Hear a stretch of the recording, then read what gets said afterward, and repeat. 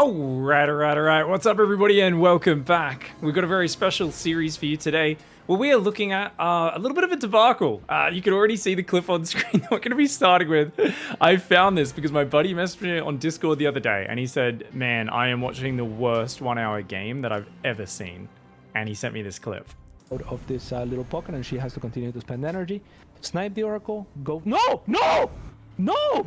You idiot! No! No, you imbecile! No! Well then, we are an hour into our best of 3, and the score is 0-0. We're gonna go in to game number 1. When the players go, it's gonna be on ancient. It's gonna be on altitude once again. Catz will absolutely. We've lost our German coverage for the event, by the way. Out of this little pocket, and she has to continue. So, of course, my interest was piqued. Why is there a wall off of Nexus cannons in the corner of the map? Why is 90% of the map covered in creep? And why is Catz losing his mind at this draw that just got accepted? Okay, so of course I went back and I said, where did all this begin? We must investigate. We must discover what the hell has happened here. So here I am to give you a nice summary of one of the dumbest games and actually series of StarCraft that's happened in a while. This was very unique, very entertaining, and there were some absolutely ridiculous moments. So basically, for those who don't know, Nina is a veteran. She's been near the top of the American scene for a long time. She's made it to like the semis and finals of tournaments, even premier ones back in Legacy of the Void early days, soon after release. But she's always been in that kind of top 4, top 8 players of North America. And now in the Americas region, she comes in as a big veteran and a favorite to do reasonably well. But there's, you know, the up-and-comer. You got Ukko, on the other hand, who's got very little tournament experience. He's only been really good in the last few years of StarCraft, a bladder hero that is now becoming a pro player. And he's been getting very good, but he lacks her massive amount of tournament experience. And even though she's known for not being the most up-to-date on builds, her micro is always exceptional, and she's known for being really tenacious. So you can see Ukko open up with like mass Zerg, and he's constantly backstabbing, swarming over her, and it's altitude. It's a giant map that tends towards big macro games. So this was a really cool way that he opened up. What was really fascinating about this build he did is he went mass Ling, and then he went into very late Roaches and Lurkers. So it's like kind of like a sideways transition. You're expecting maybe Ravager, Ling, Bane, something like that. And it's like, no, I'm going back to Roach Lurker, which is a really cool way of basically surprising the opponent, especially if you're expecting them to mass Blink Stalkers. Lurkers are always so good against this composition. And this was just a really nice way to get into a solid late game position. Now, there's a bit of a questionable backstab here, which got completely shut down by Nina. A massive Roachling comes in, you see a Zealot warp in, Stalkers from behind, cannons, batteries, gets completely shut down. And the casters as well, Catz and Beowulf were like, oh, that wasn't the best trade. And they're like, wait a second, is he clearing supply for Ultralisks? Like, what is happening right now? You've already got Lurkers to crush ground. Why are you also making Ultras? This is really weird because Protoss is always going to carriers in late game, and obviously Ultras and Lurkers, neither of those shoot up. But it's an Ukko special. It's an Unga Bunga special, the name of one of his latter accounts. And honestly, I actually think it makes a lot of sense because when I sat and thought about it, I went from going, this is really dumb, like, what is he doing? He's got 2 units that kind of do the same job, to realizing that he's saying, look, I want to completely shut down the ground. Even if there's air, I can build Corruptors to deal with it, but I want to be able to shut down what's on the ground really hard. And I know my opponent is going to skip Robo. This is a pure Twilight build, right? Blink, charge, storm, straight into Stargates and carriers. So this is actually a really cool kind of alternate late game style. I've been saying Ultras aren't used enough against these Twilight builds for a long time. I've just never seen Lurkers then Ultras. Like, so I was always like, just go straight to Ultras or straight to Lurkers. But it's cool that Ukko's decided, hey, yeah, Ultras can get stuck on buildings and struggle in some situations. Lurkers don't have that problem because they're massive range. Let's go for both at once. And you can see he was swarming over Nina and giving her a really tough time. All right, so the game was looking kind of hard for him to actually get the fight that he needed to actually get rid of her air units. But you see here, notice he pulls back the Corruptors, lets the Ultras and the Fungal kill all of the High Templar, and he only cops a single storm. Those Corruptors come in, parasitic bombers on the carriers, so by flying on top, the parasitic bomb is actually killing the interceptors while they're trying to fight against the Corruptors and annihilates her air army. Hats off to Nina though, check out the Stalkers. She's blinked them behind all these buildings and cannons and batteries, and she actually shuts down the ground army quite decently. So it looks like even though he's killed the expensive air army, it's that classic thing where you've kind of overcommitted to do it. Protoss is in a good spot. But of course, we find out in a few seconds here, Turns out there's a little thing called a Remax, and if you're stuck on Mass Stalker, they're not a good late game unit, whereas Zerglings are always going to find a use. They're very cheap, you don't really care about losing them, and most importantly, they wreck Stalkers. So Nina's completely on the ropes, right? She's in huge trouble, and this next attack that comes in a few minutes later with all this just Lurker Ultra, hey, she's lost most of her air army. He doesn't even need many Corruptors. He's just like, bam, dive in there. The Lurkers are a little far back, but he'll shuffle those forward. She's doing great micro with her Stalkers, but she's losing probes. She's losing a Nexus. A lot of Stalkers going down to that Lurker volley. And at this point, you can just see in the supply, like she's down 25 workers. She's down in army supply. She's lost another base, so she's back to 4 bases. He's on 6 bases. This is like a dominating game for Ukko at this point. What was really impressive from here is even though Nina's economy sucks, and you can see at this point a few minutes later, she's even lost another expansion, which she's had to replace with the very top left base, she's managed to get a max out of this elite army of like a Mortal Stalker Archon carrier. And it's actually really hard for Ukko to find a trade. So even though he's got so much bank, he's worried about taking a terrible fight because he's actually got less army supply than her. So she uses this, comes down here, clears 2 of his bases in the bottom right side of the map, recalls to defend his backstabbing left, and Nina's just doing a really impressive job of surviving in a game where after each of those previous attacks, I looked at her position and was like, you're pretty... I think you might be dead, Nina. But Nina just never gives up. As long as she has units to micro, she's always going to hang in there and just try to fight it out. This is actually a really good run by as well. This Zealot Archon backstab, notice he's got like 50 drones long distance mining from that one base. And he's doing a cute backstab with the Lurker Corruptor here, trying to take advantage of her army being on the left. But he doesn't want to get his whole army caught, and his economy is getting slaughtered in that bottom right side. While he's dealing this, yeah, he's running Ling Lurker in, which is doing some damage. But he's lost 17 workers and the new hatchery that he was trying to rebuild down there. So you got to realize, yeah, his economy was way ahead. It's not anymore. He's on 49 workers. He's only really got that far left base mining. And it's something where he can still bounce back from it. He's got a massive bank, but just the fact that Nina got any damage here at all, I find so impressive. Now, a few more minutes go by, and it's constant Lurker backstabs. He's running in, harassing her, trying to get her to take a bad fight. But you can see her feedbacks are amazing here. Despite that, the Ultras just roll over the ground, and she does land some big storms on the Corruptors. 2, 3, 4 big storms landing, but they're kind of overlapping. And remember that it's if you're in storm, you're in storm. 2 storms on top of you is the same as 1 storm. So the Corruptors tank their way through that, clear the air army, the Ultras clear the ground.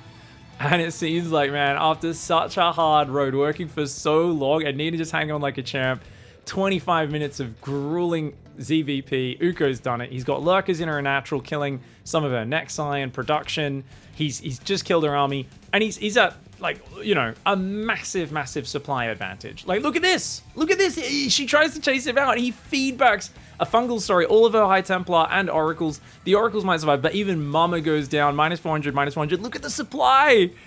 And he can't quite finish her because she's got Cannon Battery and a pack of Stalkers, but he's basically just absolutely smashed so much stuff. At one point there, he was like 160 versus 64 supply, but she's got 10 Stalkers, an Oracle, and a Dream. Don't give up hope, guys. All right, so this is, you know, I was thinking all that stuff. Nina, she's gonna hang in there, but, you know, he'll just remax and win the game, right? So at this point, we realize, even though he's got double the supply, Ukko has not rebuilt a hatchery, guys, and he's just sent all of his drones to the far left of the map and rebuilt a hatchery right in front of her remaining Nexus, which her Stalkers immediately stumble upon, kill, and kill his 30 workers. You're realizing at this point, he has not been mining. He did not take a moment to rebuild the hatcheries in the bottom right side of the map, and he's still not doing it. He's focusing on peeing on her tech, running, like the Ultra Ling comes in, she just blinks away and gets out of there.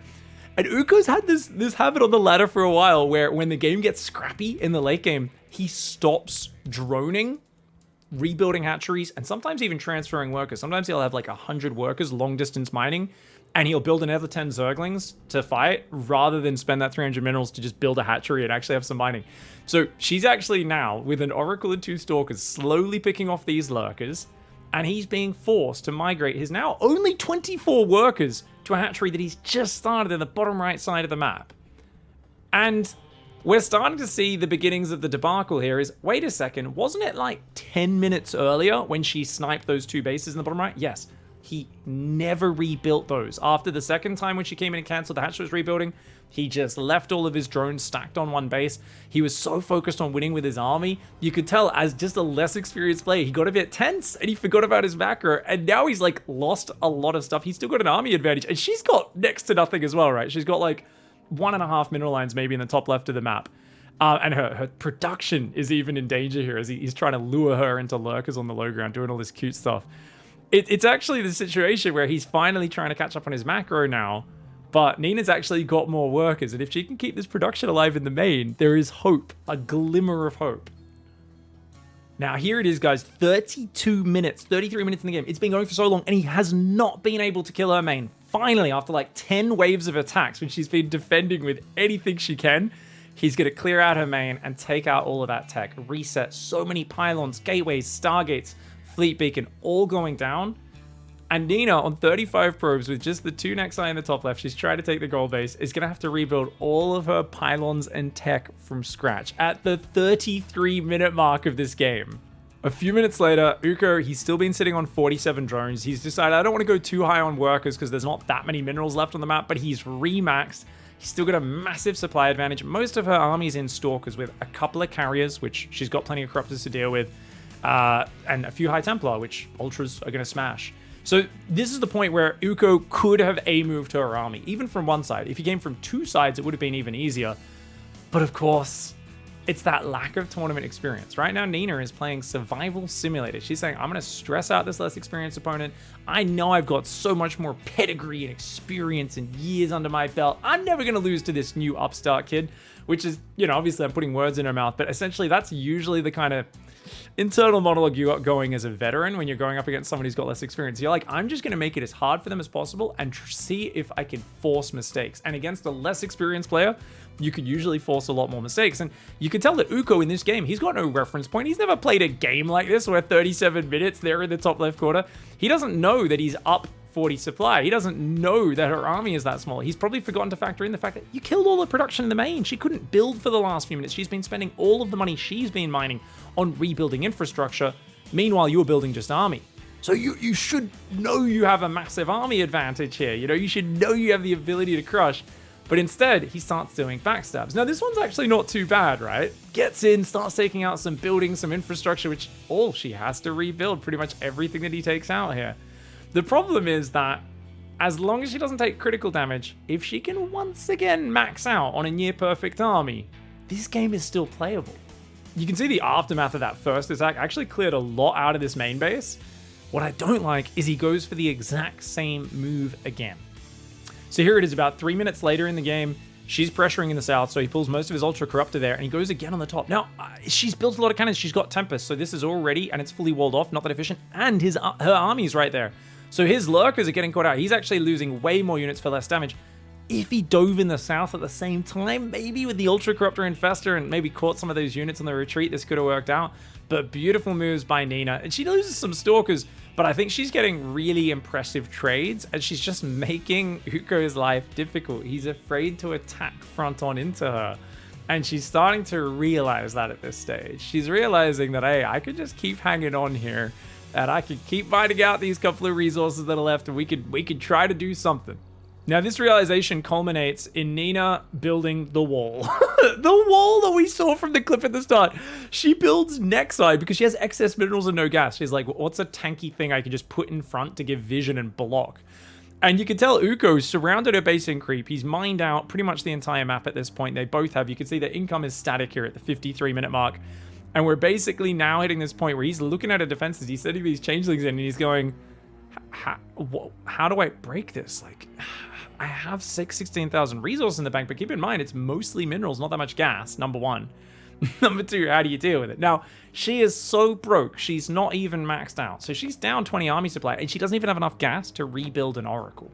So she's actually in a pretty dicey situation, and he's got so many minerals. He can make queens literally forever. So this is something Catz was pointing out. He's obviously a very creative player casting it. He's like, build queens, and you know, use those for your minerals, save your gas to rebuild your spellcasters if you ever need it.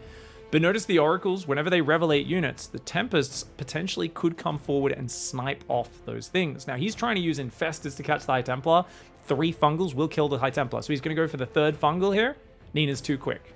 She turns around. He threw the fungal just a little bit too deep. He needed to throw it a little bit closer to him and just hit her with the edge of the splash to outrange the High Templar. He loses an Infestor. And this is where we get to see Nina's focus in high pressure situations pay off, and Ukko's relative inexperience. So you can see Ukko's like trying to chip away. He's bringing these couple of broodlords forward. He's like, okay, let's just slowly chip away. Throw some broodlings, pull back. Throw some broodlings, pull back at the Nexus. Yeah, here we go.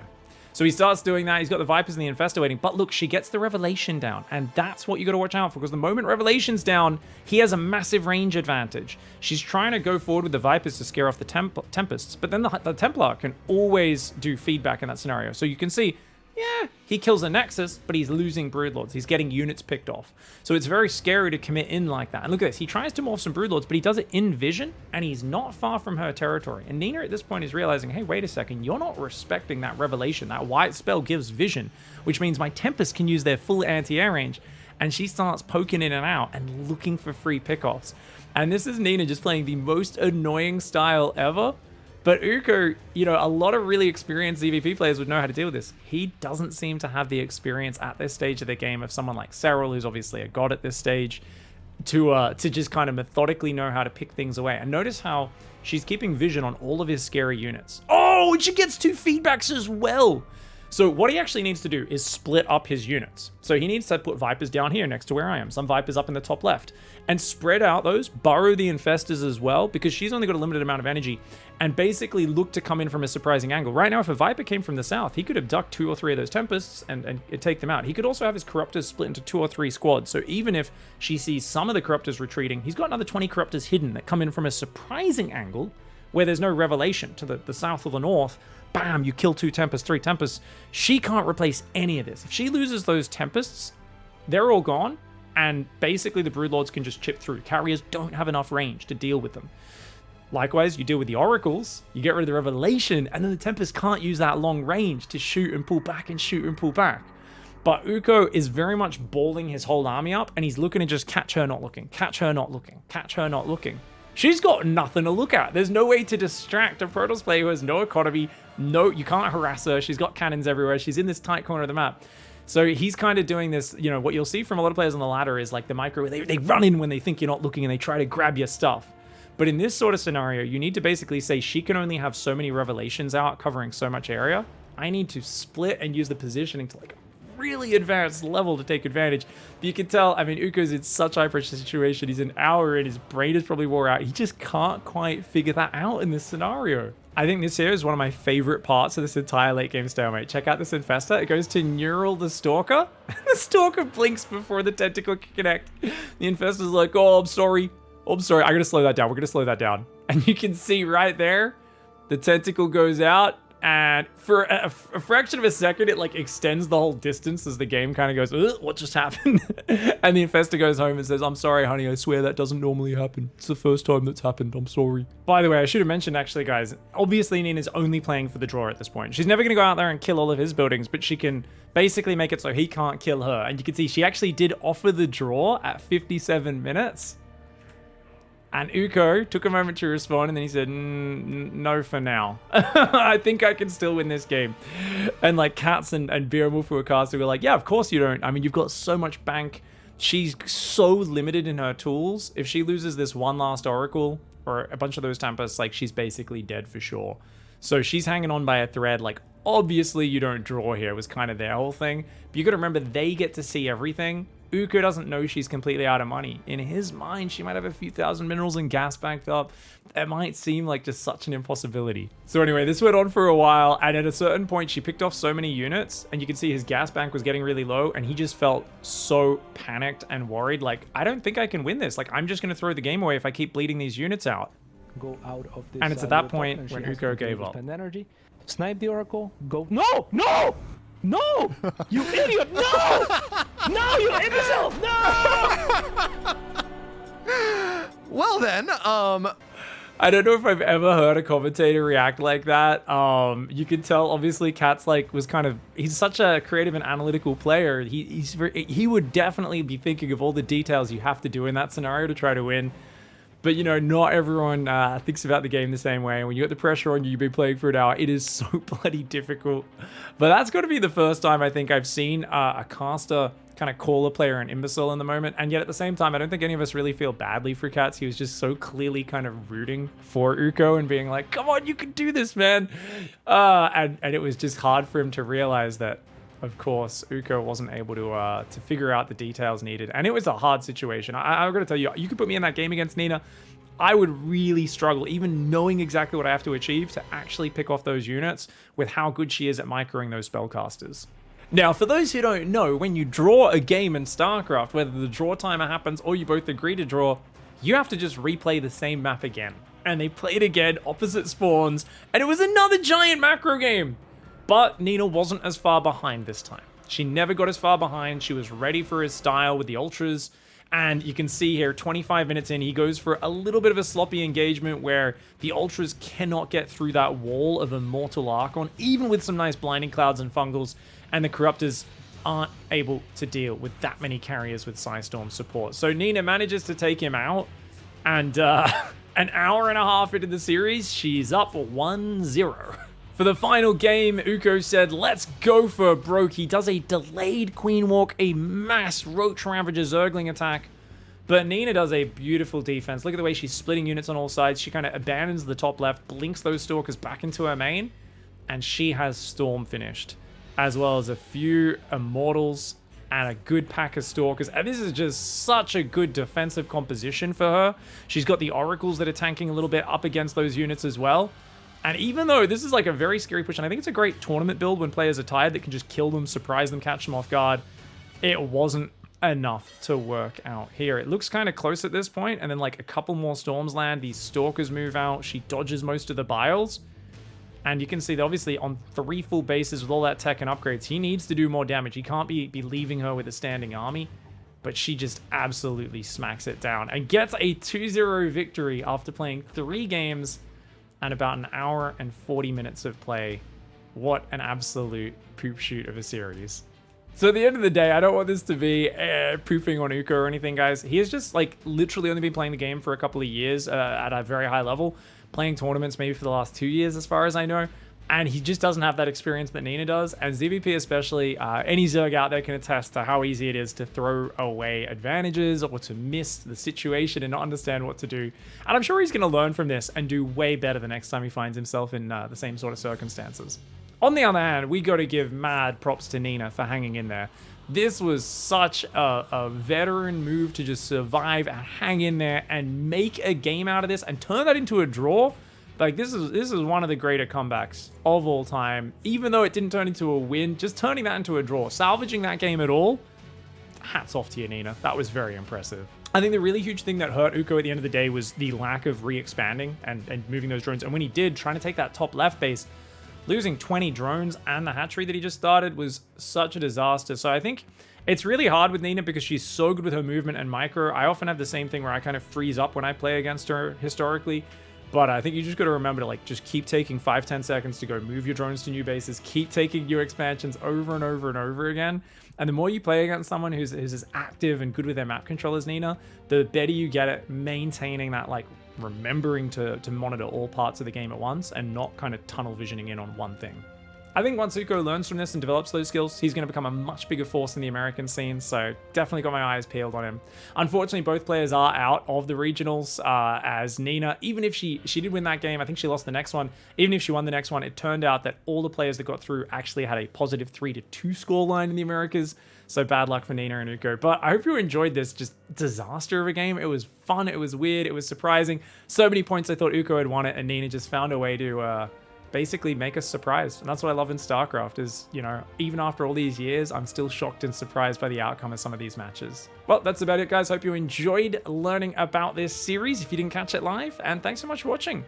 Hope you all have a great evening, and I'll catch you next time. Goodbye and good night.